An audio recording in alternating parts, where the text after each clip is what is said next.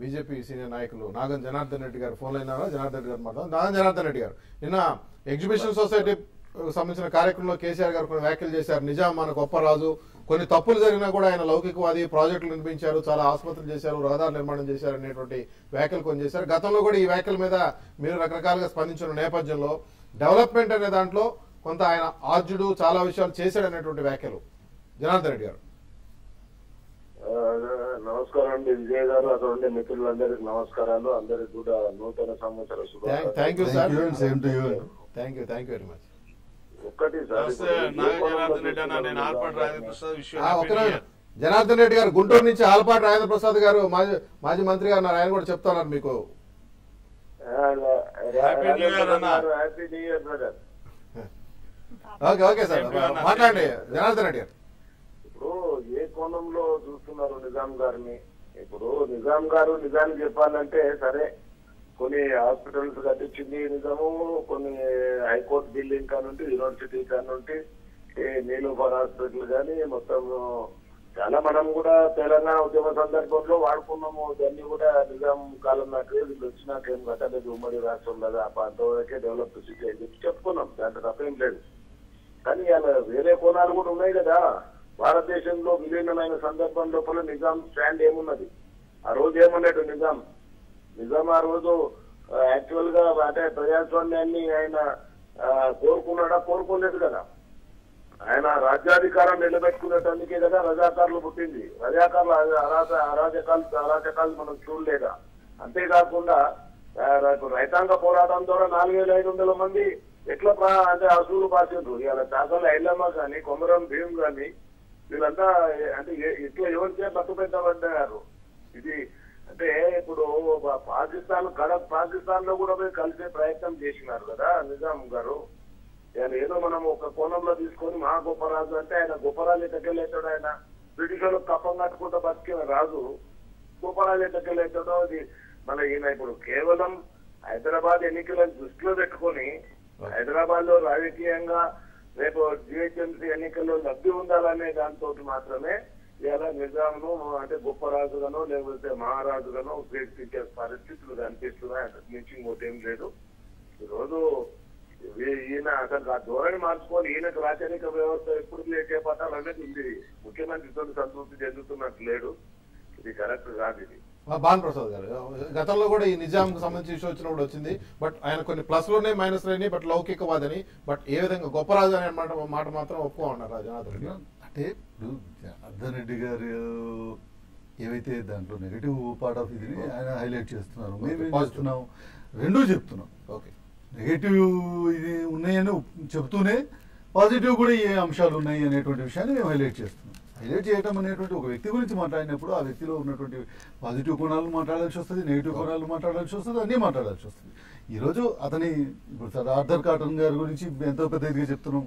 అతను ఒక బ్రిటిషర్గా వచ్చినటువంటి ఇది అయినప్పటికీ కూడా అతను కట్టినటువంటి డ్యామ్స్ కానివ్వండి, అతను కట్టినటువంటి ఇది గురించి మనం ఈరోజు అతని విగ్రహాలు పెడుతున్నాము, అతని గురించి ఇది చేస్తున్నాం. అదేవిధంగా ఈరోజు ఇక్కడ నిజాం చేసినటువంటి డెవలప్మెంట్ యాక్టివిటీస్, నిజాం చేసినటువంటి నిర్మించినటువంటి ఎన్నో ఈరోజు సంస్థలు ఈరోజు మనకి ఈరోజు ఈ తెలంగాణ ప్రజలకు ఉపయోగపడేటువంటి విధంగా ఉన్నాయి. దాన్ని కాదనలేము. ఈరోజు అదే విషయాన్ని కేసీఆర్ గారు చెప్పడం జరిగింది. కేసీఆర్ గారు వేరే ఈరోజు అక్కడ లేనటువంటి తప్పులు జరిగేది ఒప్పుకున్నారు.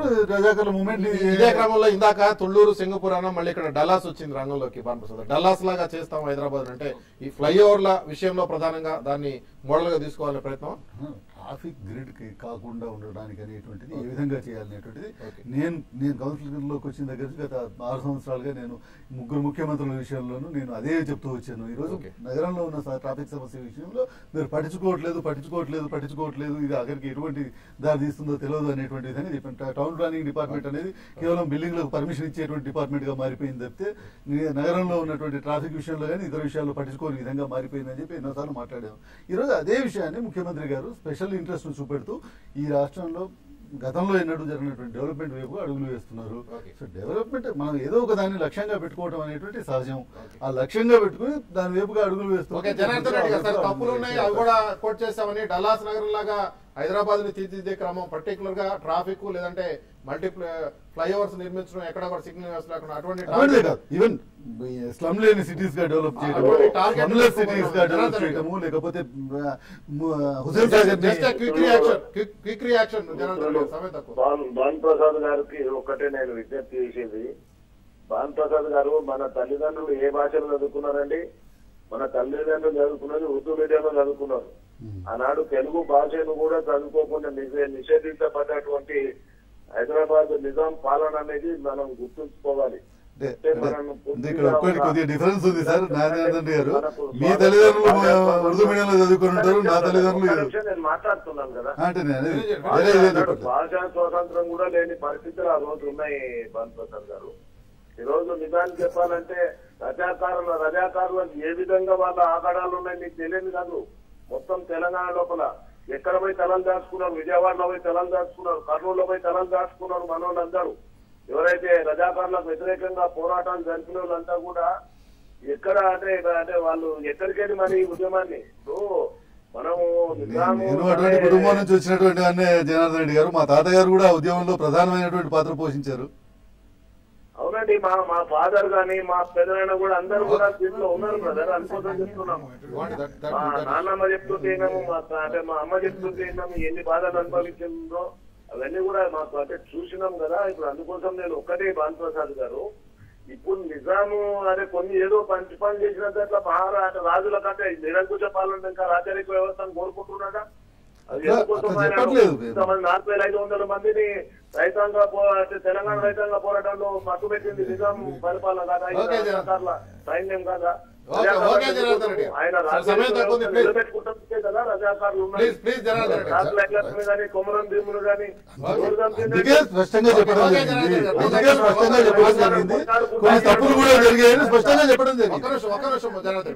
ప్రతి రాజ్యంలో కూడా ఒక డెవలప్మెంట్ జరుగుతుంది. డెవలప్మెంట్ ఏం గుర్తొస్తుంది అనేటటువంటిది చూడాలి. వాళ్ళు బ్రిటిష్ వాళ్ళ టైంలోనే రైల్ ట్రాక్స్ ఏర్పడ్డాయి, లేకపోతే డెవలప్మెంట్ జరిగిన ప్రాజెక్టులు కట్టారు కనుక బ్రిటిష్ వాడు గొప్పడనే పరిస్థితి మనకి లేదు కనుక డెవలప్మెంట్ విషయం కాకుండా ఒక నిజాం రాజు అంటే ఏం గుర్తొస్తుంది అనేటటువంటిది చూడాల్సినటువంటి అవసరం ఉంది. ఇవాళ దాని మీద అంత ఒక డివిజన్ అవ్వాల్సినటువంటి ఇష్యూ కూడా కాదు, చరిత్రని అంత తవ్వాల్సినటువంటి అవసరం లేదనేది నా అభిప్రాయం. 1938లో ఇది నిజాం ఎగ్జిబిషన్ గ్రౌండ్స్ మొదలయ్యి వాళ్ళకి 70 సంవత్సరాలు అయిందండి నుమాయిష్ది. ఆ రోజు ఏమైందంటే నిజాం ప్రారంభించిన ఎగ్జిబిషన్ దీన్ని ఇంతవరకు ఎవరు పట్టించుకోవడం లేదు. ఇప్పుడు 75 ఏళ్ళ ఫంక్షన్ లో ఆయన గురించి మాట్లాడలేదా అని ఎంబీటీ వాళ్ళు ఒక పెద్ద ఇష్యూ చేశారు. దీన్ని 2-3 రోజులుగా ఎంబీటీ వాళ్ళు ఇష్యూ చేశారు. నిజాం తర్వాత ఆయనది ఇదేదని. ఆ కాంట్రవర్సీని దృష్టిలో పెట్టుకుని ఆయన అన్నాడు, ఇదే పద్మ గారు చెప్పినట్టు ఇప్పుడు బ్రిటిష్ వాళ్ళు చాలా చేశారు, ధారాదత్తం చేశాడని చెప్పి మనం వెంటనే ధారాదత్తం చేసాం కదా, మంచిది బాగుంది, బ్రిటిష్ రాజ్యమే బాగుంటుంది అలా ఇలా అని. ఒకసారి రామారావు గారు రెండోసారి ముఖ్యమంత్రి అయిన తర్వాత 1994లో ఆయన మధ్యలో ఆయన రషీపార్త్ గారు లండన్ వెళ్ళి వచ్చారు. వచ్చి రాగానే ఆయన ఎలా ఉందనేది విలేకరులు అడిగితే అది పెద్ద కాంట్రవర్సీ అయింది. అప్పుడు పత్రికలో రాజా గారు కూడా ఉన్నాడు, అప్పుడు ఎమ్మెల్యేగా ఉన్నాడు.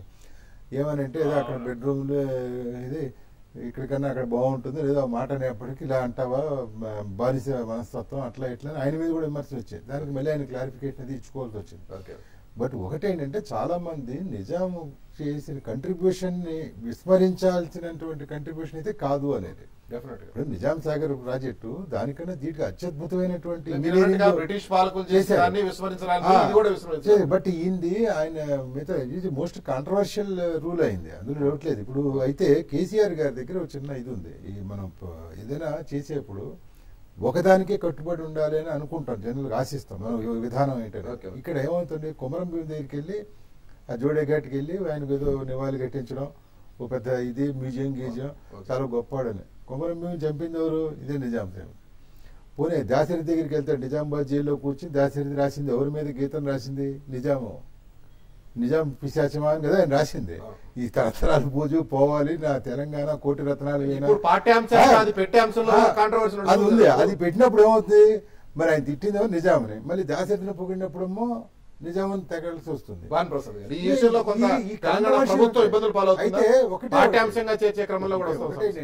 మన బీజేపీలో కొత్తగా చేరినటువంటి నాగం జనార్దన్ రెడ్డి గారు ఇది ఈ కాంట్రవర్షన్ ఉందని అనుకున్నా, అద్వానీ గారి కూడా ఇలాగే అయింది. ఆయన పాకిస్తాన్ వెళ్ళి జిన్నాని పొగిడేప్పటికి ఏమైంది, ఆయన పదవినే ఓడగొట్టి. ఇందులో ఇంటర్వ్యూలుగా ఇబ్బందికరమైన పరిస్థితి. నిజాం పాలనలో జరిగినటువంటి మంచి పనులని అప్పుడప్పుడు గుర్తు చేస్తుంటాము. అదేవిధంగా నిజాం పాలనలో జరిగినటువంటి కొన్ని ప్రజా వ్యతిరేక విధానాలని కూడా మేము వ్యతిరేకిస్తున్నాం, వాటిని మేము సమర్థించట్లేదు. అంతే ఇదిగా నిజాం పాలనలో జరిగినటువంటి ప్రజా వ్యతిరేక విధానాలని ఏ విధంగానైతే విమర్శిస్తున్నామో నిజాం పాలనలో జరిగినటువంటి మంచి వాటిని కూడా మేము సమర్థిస్తున్నాము. అదేవిధంగా నిజాం భద్రాచలం టెంపుల్ కు పోయి తను స్వయంగా సమర్పించేవారు, వస్త్రాలు సమర్పించేవారు, అటువంటి చివరిగా సమయం లేదు. రాజేంద్ర ప్రసాద్ గారు, చివరిగా మళ్ళీ నిజాం దగ్గర నుంచి వెనక్కి వద్దాం. ఇప్పుడు ఉన్నటువంటి పాలకుల పరిస్థితులు, ఇందాక రాజధాని గురించి అన్నారు, బట్ ఓవరాల్ గా ఇందాక జనవరి 1వ తారీఖు అబద్ధ ప్రకటన అంటే కాదు, వాస్తవాలతో కూడిన ప్రకటన మీరు అన్నారు. ఎటువంటి దిశానిర్దేశం చేసుకోబోతోంది ప్రభుత్వం 2015లో ఆంధ్రప్రదేశ్ అభివృద్ధికి సంబంధించి? రాజేంద్ర ప్రసాద్ గారు సార్, చాలా స్పష్టంగా చెప్తా ఉన్నాం. 2015లో చక్కగా పరిపాలించాలని చెప్పి, ప్రజలకి ఆమోదకరమైన పరిపాలన అందించాలని చెప్పేదే ఈ ప్రభుత్వం యొక్క ఆలోచన. అందుకే నిన్న ముఖ్యమంత్రి గారు ఈ రాజధాని సంబంధించిన ఏదైతే ఉందో ఈ క్రీడ దీనికి వచ్చేటికే, దీంట్లో రాజధాని నగరం ఒకటి, రాజధాని ప్రాంతం ఒకటి.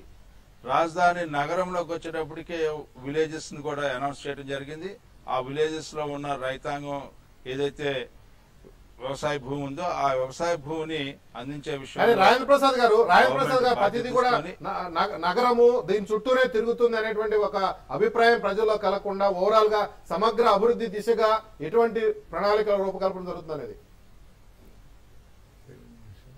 అది తొందరలో ప్రకటించిపోతా ఉన్నారండి. సమగ్ర అభివృద్ధి ఏ రకంగా చేయబోతుందో, ఎక్కడెక్కడ ఏ రకంగా ఇవ్వబోతుందో, ఏమేమి చేయబోతున్నారు అనేది కూడా దానికి కూడా స్పష్టత ఇవ్వబోతున్నారు తొందరలో. ఓకే రాజేంద్ర ప్రసాద్ గారు, అంటే సమగ్ర ప్రణాళిక ఓవరాల్ గా జరుగుతుందని మీరు అంటున్నారు. Thank you very much Rajendra Prasad గారు, బాలప్రసాద్ గారు, వాసిరెడ్డి బాబు గారు, కృష్ణారావు గారు చర్చలో పాల్గొన్నందుకు.